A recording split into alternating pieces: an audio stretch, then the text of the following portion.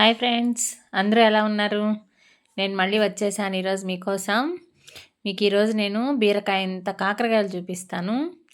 దానికన్నా ముందు చూడండి, ఇక్కడ మా ఫ్రెండ్ వాళ్ళ మమ్మీ తోట వేసింది.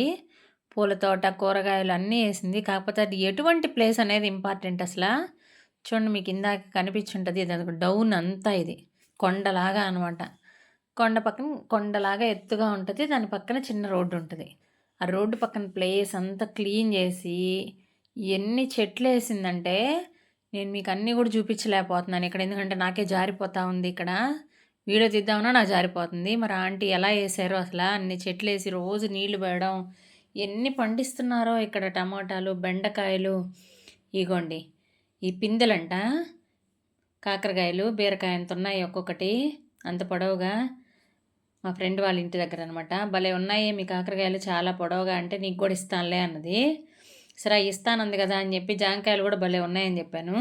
అయితే ఈ పిందెలు, ఈ జాంకాయలు కేజీ ఎంత అవుతాయి అప్పుడు ఇస్తానులే అంది. ఇగో కాకరకాయలు అయితే నాకు పంపించింది కొన్ని.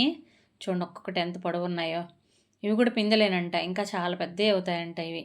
ఇక నేను అడిగానని నాకు పంపించేసింది. చూడండి, మీకు కూడా కావాలా?